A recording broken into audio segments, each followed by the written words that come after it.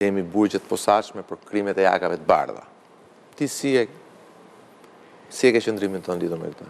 Unë për shembull kam një qëndrim tjetër, më shumë çik më liberalist.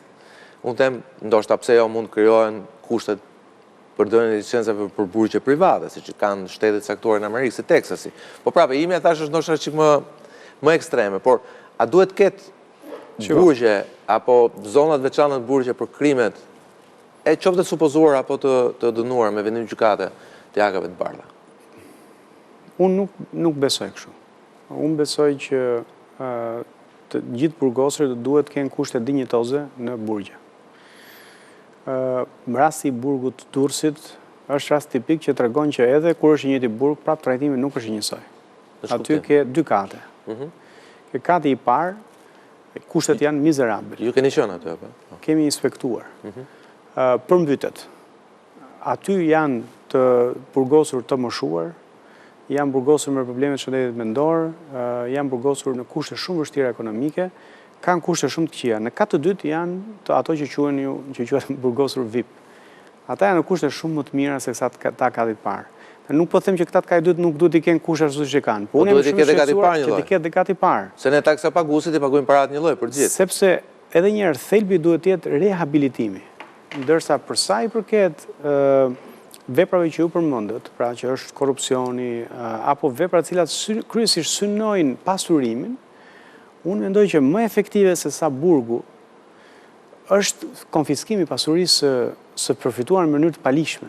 Kështu edhe publiku përfiton, sepse një pjesë e parave që janë marrë i rikthehen prapë shoqërisë dhe e dekurajon personin që, si më thënë, korruptohet për të pasuruar, sepse në fund ditës do t'i humbasë gjitha gjërat që ka fituar. Burgu jo domosdoshmërisht e zgjidh këtë problematikë. Pra e thoni konfiskimi është ndëshkimi më i mirë. Konfiskimi i pasurisë së vjedhur, dënimet financiare, siç mund në shumë raste vendoset edhe si dënim plotësues vendoset gjob, janë shumë më efektive se sa burgosja e atyre të cilët qëllimin kryesor e kanë pasur pasurimin përmes pushtetit publik. Saktë, edhe mua më pëlqen si ide. Gjithsesi, mbetemi pak me që janë problematika dhe aktuale dhe lidhen sigurisht edhe me ato që quhen paketa drejtave të njerëzit edhe në kushtet kur ai prezumohet i fajshëm apo hetohet si i tillë. Ky është thelbi të drejtave të njerëzit. Pra ti nuk i humbet edhe kur ke shkel ligjin, nuk i humbet të drejtat tua themelore. Pra ti prapë je i njeri, prapë duhet trajtohesh me dinjitet. Do ndërshkohesh, do vuash dënimin që të është dhënë, por nuk e humbet dinjitetin si qenie njerëzore.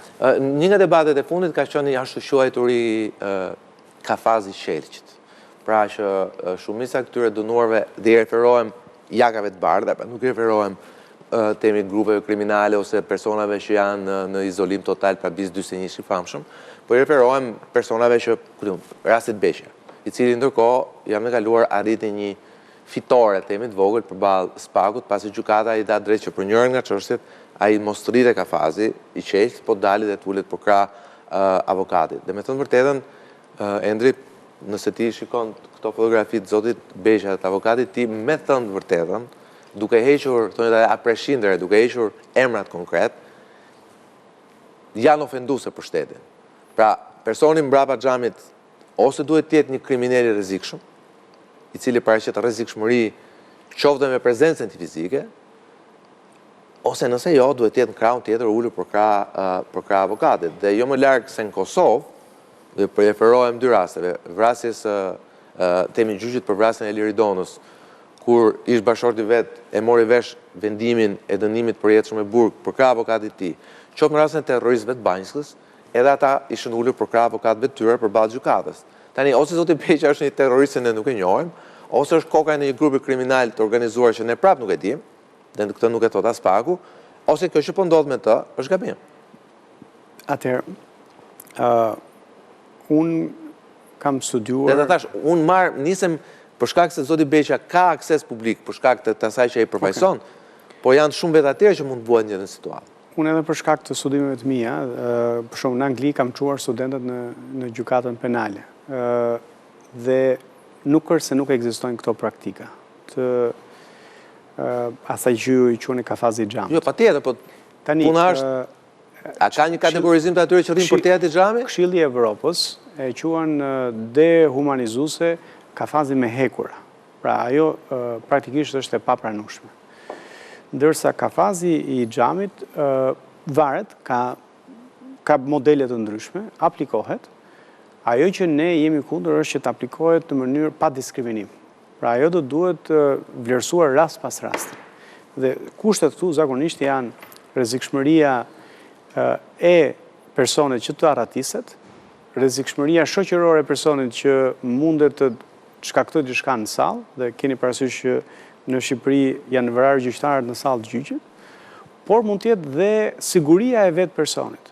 Për shembull, ka pasur raste, përfshi edhe në Gjermani, që mamaja e ka vrarë, që vajzën ja kishin përdhënuar dhe të vrarë, e vrau të përdhënuesin në sallë të gjyqit.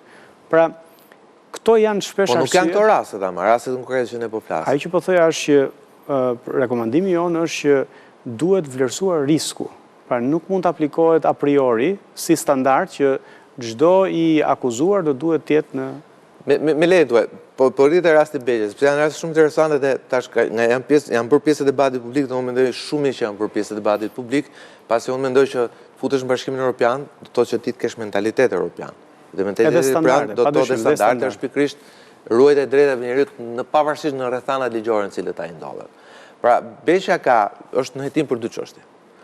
Për njërin nga çështjet, ai shfaqet për krah avokati pasi e fitoi këtë. Nësa përsa Spaku, për një tjetër çështje, I detyrohet shkoj pas xhamit. Dhe kjo nuk ka fare në sens, se në fund fare bëhet fjalë për të njëjtin panderur dhe për të njëjtin avokat, pavarësisht se janë për çështje të ndryshme.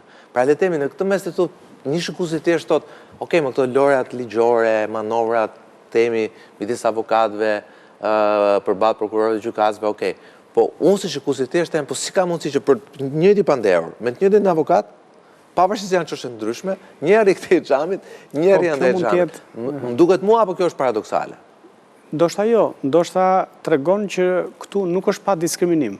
Pra është në varësi të veprës penale për cilën akuzohesh. Pra nëse je një njëjti person që akuzohesh për një job të papaguar apo për kundërvajtje penale, nuk përbën rrezikshmëri, por nëse një person akuzohet për një vepër më të rëndë penale, atëherë do duhet për hir të standardit, për hir sepse të gjithë personat që akuzohen për këtë vepër penale ne I mbajmë në kafazin e xhamit, të mbahet në kafazin e xhamit. Kjo vlen për të vlerësuar rast pas rasti. Një pyetje fundi para se shkojmë në publicitet që lidhet pikërisht me të njëjtën situatë. Në debati I ditëve të fundit, lidhur me ato që disa prej panderurve, jo thash kryesisht këta që kanë një sfond politik nga pas, Peqaj, Meta, Veliaj, kanë kërkuar që seansat e tyre të transmetohen, seansat gjyqësore të transmetohen live. Spaku në rastin e zotit Veliaj thotë se transmetimi live do të intimidonte dëshmitarët e akuzës, që ka sens deri diku.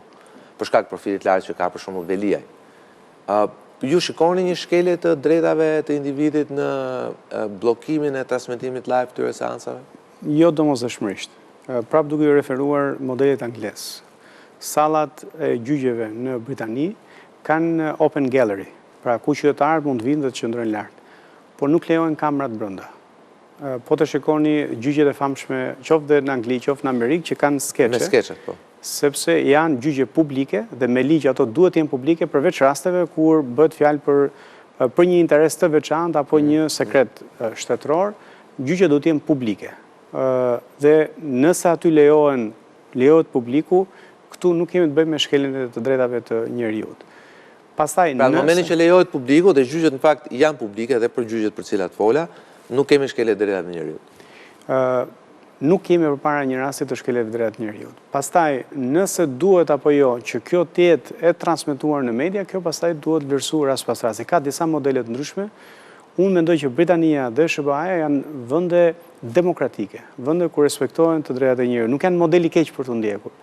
E megjithatë, megjithse kanë mira vite qytetërim dhe demokraci, prap në këto vende gjyqjet nuk transmetohen në media. Arsyet janë nga më të ndryshmet. Mund të jenë këto që gjyqtarët thonë, që mund të intimidohen dëshmitarët, mund të jetë kthimi I gjyqit nga një proces gjyqësor në një proces politik, e drejtë e cila unë mendoj që mund të garantohet të akuzuarve në momentin që janë të lirë. Pra, ata kanë të gjithë dhe më fakt dhe kanë edhe si detyrim politik që të flasin me votues të tyre, flasin me publikun e tyre dhe të shpjegojnë rrethanat. Po kjo do duhet ndarë nga gjyqi penal, i cili nuk duhet jetë influencuar nga presioni publik, mendoj unë, por nëse do atyre nuk i lejohet pastaj që gjyqi të jetë publik pa një arsye të Gjyqet janë publike, por nuk transmetohen. Nuk janë mediatike, pikërisht. Njerëzit kanë drejt shkojnë në proces, por nuk lejohet transmetimi. Në interpretimin ton nuk jemi përpara shkeljes drejtave të njerëzit. Për sa kohë që gjyqi është publik, jo mediatik. Okej, besoj që e sqarohet të pikë shumë të rëndësishme. Shkojmë publicitet dhe rikthehemi pas pak me Ender Shabani, minutat e fundit të intervistës sonë.